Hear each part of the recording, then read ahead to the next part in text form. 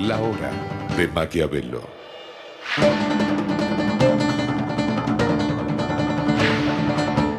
Para conocer a los que están detrás del poder.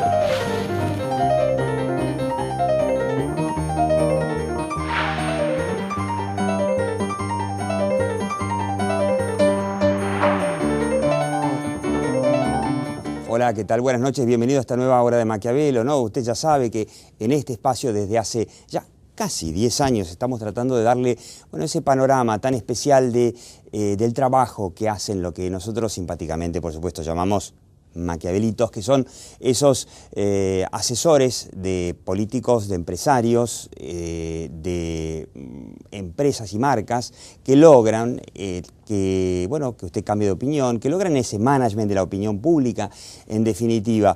En esta hora de Maquiavelo no vamos a hablar de la enfermedad de Cristina Fernández de Kirchner.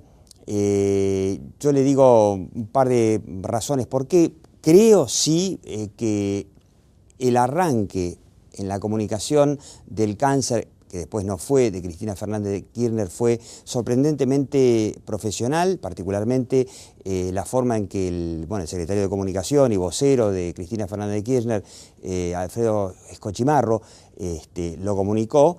Lo hizo por lo menos aparentemente como se lo hace en el primer mundo, digamos, en las democracias habituales. No es de toda la vida que se comunica la enfermedad de los presidentes con tanto detalle, pero digamos, en los últimos 50 años es habitual y el gobierno, sobre todo en las etapas del gobierno de Néstor Kirchner, con los episodios de salud que tuvo, no fue así. Dejó muchos puntos oscuros y no fue el único. Recordemos que hasta de la Rúa, cuando justo días antes de asumir tuvo un episodio, el famoso neumotórax, tampoco se lo comunicó transparentemente. Pero no le termino de explicar por qué no vamos a hablar, y es porque, finalmente, sorprendente, alegremente sorprendente, falso positivo, o sea, se había anunciado con absoluta certeza que la presidenta Cristina Fernández de Kirchner padecía de cáncer y que de eso iba a ser operada, y finalmente después de la operación, sorprendentemente nos enteramos de que no tenía cáncer, de que su tiroides no tenía cáncer, sino que tenía nódulos benignos. Esto no es más que una buena noticia, pero claro, todo esto en medio de las grandes dudas, cuando el sanatorio que hizo la biopsia para ver si era o no cancerígeno, de repente dijo: no, es la primera vez que nos pasa en no sé cuántos miles y miles de biopsias de ese tipo que hemos hecho. Entonces quedó en la opinión pública esa duda. ¿Qué pasó? ¿Qué pasó? ¿No? Justo le vienen a pifiar en el caso de nada menos que la presidenta de la Nación. Y eso, por supuesto, generó todo tipo de especulaciones. No hace falta que le diga que las redes sociales, más que los medios tradicionales, por supuesto, fueron un hervidero de especulaciones, desde que fue una cirugía estética hasta que en realidad fue simplemente para tapar alguna cuestión, noticiosa molesta. Por eso vamos a esperar a que termine el proceso, que se reintegre la presidenta Cristina Fernández de Kirchner para analizarlo desde el punto de vista de la comunicación. Algunos de los que especulaban recordaban lo que nosotros mismos habíamos mencionado semanas atrás, que ahí en Venezuela el presidente Hugo Chávez, que sufrió aparentemente un cáncer bastante más complejo, por supuesto, que la enfermedad que se le había diagnosticado a Cristina Fernández de Kirchner. Mejoró Chávez muchísimo en su imagen. No nos olvidemos que Chávez está en Venezuela, estaba por lo menos en una etapa muy declinante de su imagen, y con su enfermedad recuperó imagen, y decíamos justamente, ¿no?, que este ex asesor de Francisco de Narváez, el venezolano también, JJ Rendón, tenía la teoría de que el cáncer de Chávez no era tal, sino que simplemente que fue una maniobra, que evidentemente descubrieron que le iba a mejorar su imagen. Sostiene él, por supuesto, muy polémico, por supuesto, JJ Rendón, que cáncer que según él dice que no lo tiene Chávez, le mejoró su imagen. Y bueno, especulaciones en las redes sociales de todo tipo, así que no vamos a tratar ese tema, sino otro tema sumamente interesante, que es, desde el punto de vista de la comunicación, el o los tarifazos que se vienen, porque bueno, no hace falta recordarle, si usted vive en Capital, la zona metropolitana, el fuerte aumento del subte Buenos Aires, desde que el gobierno ha decidido no subsidiarlo más, el gobierno nacional ha decidido no subsidiarlo más, y esta duda que nos queda, bueno, finalmente, ¿se vendrá el gran tarifazo que el propio gobierno anunció para marzo, principios de año, para el 2012, o no se vendrá? Y quiere que le diga de qué depende todo esto. De la comunicación. Así que quédese en esta hora de Maquiavelo. La hora de Maquiavelo.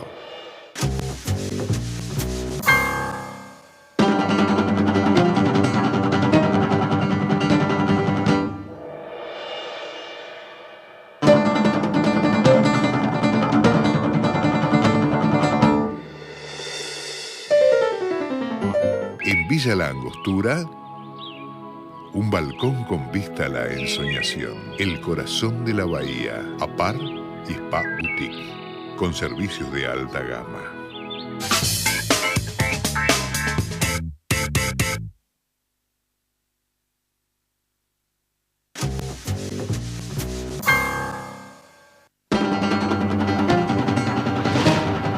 La hora de Maquiavelo. Bueno, lo está viendo, ¿no? Es Raúl Aragón, usted ya lo conoce, el hombre encuestador, analista político de la Universidad de La Matanza, y lo tenemos a Jorge Pérez Esquivel. Jorge Pérez Esquivel ahora trabaja para una agencia de publicidad que se llama STAT, y lo hemos invitado especialmente porque como vamos a ver el tema comunicación de tarifazos, digámoslo de alguna forma, Jorge Pérez Esquivel fue durante muchos años el hombre que comunicaba para Telefónica, y recordábamos, si usted es viejo como yo se acordará, que allá por los 90, donde los precios, convengamos, los precios durante los 90, esa era una de las grandes virtudes, de las pocas virtudes recordadas de los 90, con perdón de la palabra, como diría mi amigo Willy Cohen, era la estabilidad de precios. Y en el medio de la estabilidad de precios, las empresas telefónicas decidieron aumentar lo que se llamó, ahora nos va a explicar Jorge Pérez Esquivel, el rebalanceo tarifario, y cómo un tarifazo se lo puede despachar comunicacionalmente. Quiero que veamos una encuesta. Esta es una encuesta de Carlos Fara y Asociados, una encuesta nacional de hace pocas semanas, sobre quiénes, una de las preguntas interesantes, ¿no? ¿Quiénes son los culpables de la inflación según la opinión pública? Y yo le digo, y esto es un tema para que los empresarios se preocupen, los empresarios que fijan los precios 74%, la política económica del gobierno, que obviamente aquí en la China es la verdadera culpable de la inflación, o principal culpable, 60%, 47%, estos son opciones múltiples, 47% de la crisis económica internacional, los sindicalistas que reclaman aumentos, 43%, el excesivo consumo de la población, 22%, y la más divertida, no hay inflación en la Argentina, esa opción, 3%. No sé quién es ese 3%. Ese 3%. Eso, me preguntaba Raúl Aragón, ¿quién es ese 3%? Digo, ¿serán los empleados del INDEC? Hay que decir una cosa, acá está preguntando 3 veces. Claro. ¿Cuál es la principal causa de la inflación y tal? Y después cuál otra, y después cuál otra, porque si ves suma 300. Claro, hay 3 por opciones. Eso da, por eso da la suma, da mucho más que 100%. Más. No digo lo claro porque... ¿Y qué tema? Que la primera opción, en la mayoría de los casos, es los empresarios. ¿No? Porque yo digo que aparentemente se viene un golpe inflacionario muy importante. Vendrán aumentó el subte. El gobierno anunció formalmente, ¿no? Debido en una conferencia de prensa, hará un par de meses, dijo, señores, se acabaron los subsidios. Y vamos a empezar por los ricos, ¿no? Barrio Parque, no sé qué barrios más, y después anunció todo un cronograma que yo me pregunto si se cumplió o no se cumplió, porque por ahora a mi casa llegaron todavía las facturas que dicen con el subsidio. Y yo escuché por ahí que en el gobierno están, como dicen en inglés, second thoughts, o sea, segundos pensamientos a ver si no dan marcha atrás o no, ¿no? Sí, esto es el rumor, yo no tengo ningún dato concreto. Tendría un costo alto de imagen si dan marcha atrás, ¿no? Tendría un costo alto de Sí. imagen, pero la gente está muy preocupada porque para un tipo que gana, o sea, para un laburante, ya el aumento del subte es importante.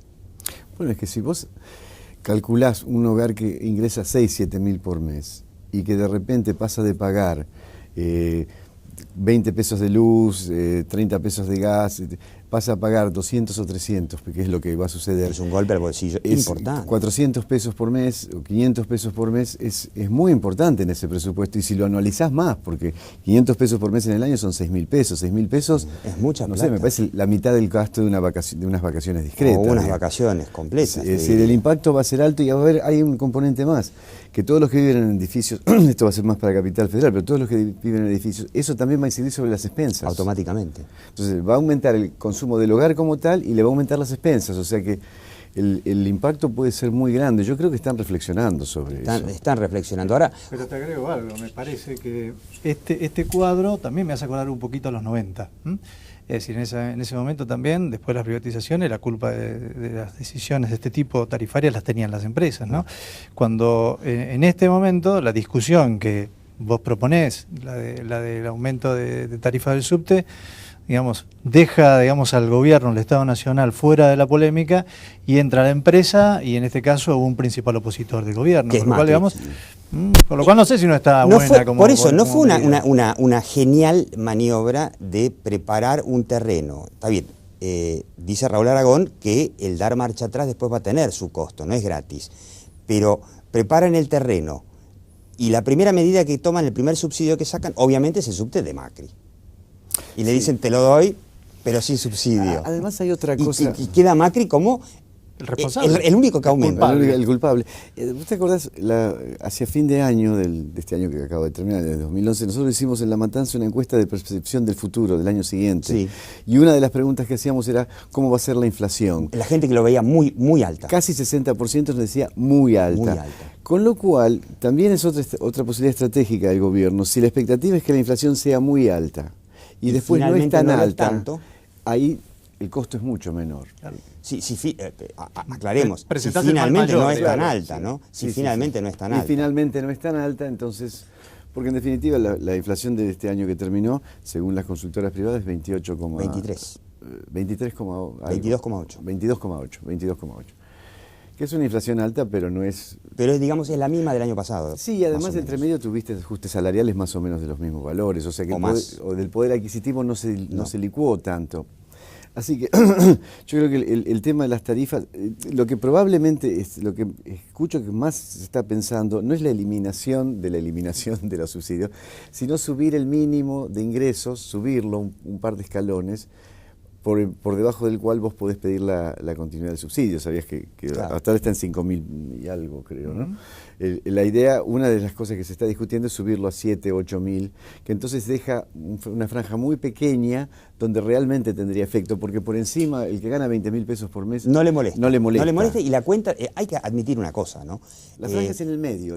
Hay que admitir una cosa, la cuenta de luz en Argentina es casi escandalosa, en Buenos Aires. Sí, en Buenos Es Aires. escandalosamente barata. Es vergonzosamente barata y no contribuyó en nada. O sea, es parte de la mala política energética del gobierno, porque en todo el mundo están cobrando la energía para que la gente pueda ahorrar. La gente tenga que ahorrar. Y en la Argentina se ha hecho un despilfarro, porque claro, si te cobran 20 pesos, ¿qué te importa, no? Claro, pero más claro. allá de eso, la pregunta que yo me hago es, ¿cómo hace, por ejemplo, un Macri ahora para decir, che, ahora no me echen la culpa a mí de la inflación? La tiene difícil, digamos, no tiene, digamos, la contracara de esta situación, no tiene alguien con quien compensar esta mala noticia. Es decir, O esperar hasta marzo y que realmente el gobierno sí haga sus aumentos, entonces ya está.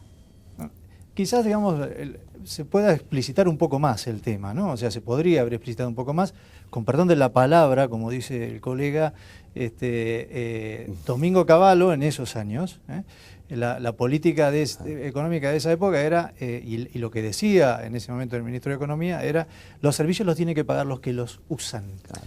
las políticas de subsidios traen estos problemas. O sea, son buenas en un momento, pero si vos no las cortás a tiempo o no lo vas haciendo de una manera paulatina, generan una discusión como esta, una sensación de abrumadora, de caos. Es que eso es lo que se criticaba justamente de la política de subsidio. ¿Por qué un pibe en Jujuy con su IVA, capaz que un pibe que apenas puede comer, termina a la larga pagando el subsidio del subte en la capital? O el subsidio del gas en la capital cuando el pibe tiene que ir a comprar una garrafa y no le alcanza para comprar una garrafa. Sí.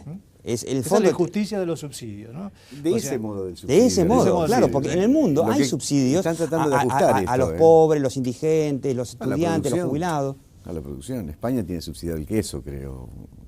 La producción bueno, a veces tiene que ver con una política agropecuaria. Hay subsidio. El subsidio no es malo per se. Lo que pasa es que hay que hacerlo de cierta manera. Y acá se hizo indiscriminadamente. Todo el mundo se subsidió. Chao, ya está. Hay instrumentos, según me dicen mis amigos economistas, hay instrumentos por los cuales vos podés hacer subsidios discriminados, de manera que ni vos ni yo tengamos la luz subsidiada, que es un absurdo. Puede ser que entonces el gobierno lo que hizo acá es un poquito desesperadamente, ¡pum!, paramos con los subsidios, lo cortamos y de paso le tiramos el subte a Macri y anunciamos que los cortamos, y me parece como que ahora están mirando...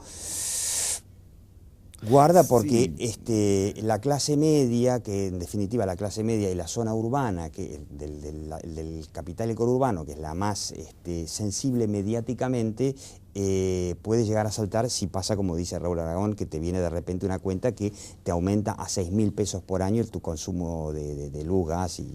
Claro, y volviendo a Macri, lo que le pasa a Macri, yo creo que es una estrategia de gobierno. Lo que le hicieron no es casualidad, es decir... le hicieron que se agarren los dedos con la puerta. Ahora es muy gracioso. No tiene solución Macri. No es que lo quiera defender a Macri, pero es muy gracioso porque salió un movimiento, estaba ahí una legisladora, no es legisladora, ex legisladora porteña, María José Lubertino, kirchnerista por supuesto, con una propuesta de saltar los molinetes, no sé si la tenemos por ahí, porque ahí está, tiene logo y todo, muy simpático, saltar los molinetes. Claro, yo digo... le saltamos los molinetes al subte Metrovías, el subte de Macri, por decirlo de alguna forma, pero si vienen los aumentos de la luz, el gas y todo lo demás, ¿cómo hacemos? ¿Cómo es el equivalente de saltar el molinete para el aumento del gas? En invierno. Claro, ¿cómo saltas el molinete del gas? Sí. ¿Cómo saltás el molinete de la leche, del queso, del yogur, de la carne, ni te cuento, ¿no? Esto tiene un costo, es inevitable, digamos, un costo de imagen lo tiene. El tema es, y acá es la discusión, ¿quién es el que paga ese costo? O sea, la política clara del gobierno nacional lo es tratar que lo paguen los que van a tener que tomar la decisión. Es decir, cortar el subsidio con un subte en manos del gobierno nacional implicaba pagar el costo político del aumento. El hecho de pasárselo a alguien y decirle, te lo paso sin subsidios, hacete cargo de los problemas, te comés los cachetazos.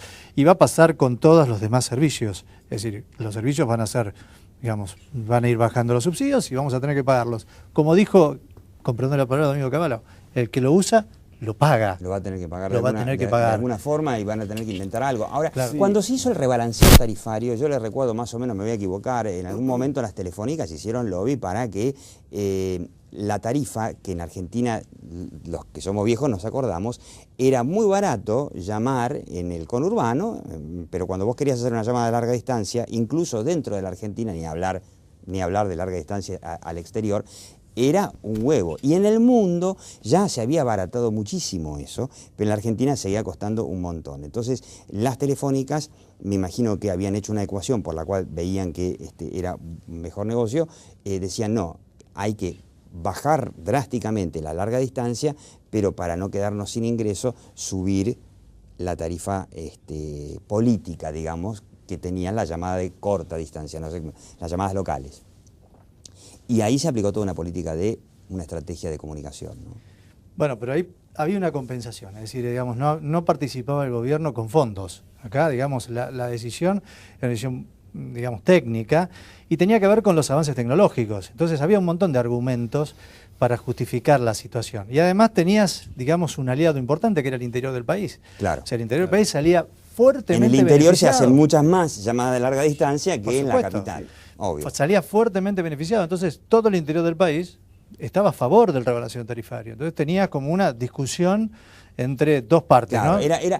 Y ahora es interesante, ¿no? No tiene nada que ver con el aumento tarifario, pero es más o menos como con los manteros versus los artesanos, que finalmente ahí Macri tuvo una inteligente, digamos, estrategia, sí. Pero vamos después del corte. La hora de Maquiavelo. En 1972 cumplimos el sueño de formar el grupo OSDE. Hoy, más de 1,5 millones de personas confían en nosotros. Grupo OSDE, un grupo de personas.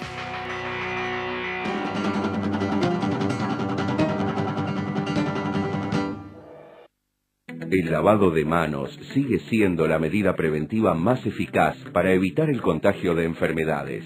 Adoptemos este acto simple y sencillo a nuestra vida. Es un consejo de AISA.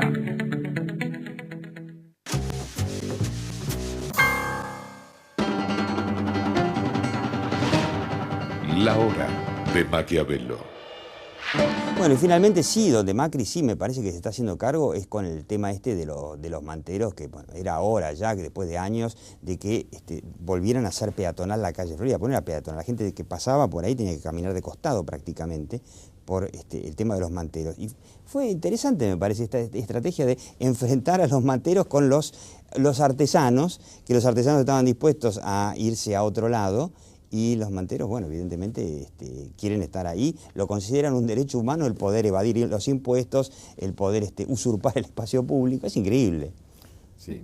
Y ahí, bueno, por ahí quizás es el mismo parecido al que hablábamos recién de rebalanceo, o sea, poder encontrar un aliado en este proceso que mejora las condiciones de la comunicación. Es decir, vos tenés un grupo acá que es igualmente afectado, porque el levantamiento de esos puestos es para todos igual, pero tenés un grupo que no son, digamos, los amenazados con los cuales se acuerda. A los que vos le decís, te voy a dar un lugar para que puedas trabajar. Se acuerda porque no compiten, digamos, no hacen ninguna actividad comercial desleal, simplemente, digamos, no tienen dónde vender porque no tienen capacidad económica para hacerlo, entonces, bueno, les vamos a dar un lugar para que ellos vendan. Ahora el resto, no, porque estas personas no sabemos de dónde vienen los productos que venden, entonces generaste una polémica entre los propios manteros. Sí. Eso es casi como que ahí Macri aprendió del kirchnerismo, ¿no? Esto del divide y reinarás. Sí, además, con el tema del aumento del subte, la incidencia no es tan grande en un presupuesto. Bueno, no sé, un tipo que va y viene todos los días. 2,80 pesos por día. Sí, bueno. 20 días son 56 pesos por mes. En el año son 600 pesos. De diferencia. De diferencia. No es una incidencia tan grande. Es decir, es más simbólico, sí. Pasar de 1,10 a 2,50 tiene un peso simbólico en lo comunicacional. Sí, el peso mucho más serio que el financiero es que fue en el primero. ¿Cómo? El peso simbólico es que el anuncio lo hizo debido el gobierno nacional, pero al final el primer aumento se hace efectivo en el subte de Macri, digamos. Sí, ya es el subte de Macri, claro. Bueno, y además, digamos, si ponemos un manto de sospecha, como vos presentaste el tema, digamos, ¿no? Bueno, le tiramos una papa caliente, digamos, a este señor que es un competidor. También, digamos, tiene cierta coherencia, digamos, la posición que toma el gremialismo, digamos, de los propios empleados. Claramente. De levantar los molinetes en horarios pico, que es el momento de mayor recaudación del servicio, poniéndose del lado del usuario. Cuando el usuario no ha pedido nada, es decir, el usuario no se manifestó. Claro, la gente, si te levantan el molinete, la gente dice, fenómeno, no me cobran. ¿Quién le va a decir que no? Ahora, ¿cómo se hace para que los empleados del gas, de la luz, me levanten el molinete de la luz? Que vengan a casa, que me frenen el medidor de la luz en protesta. Es absurdo, es absurdo. Yo creo que ahí me parece que...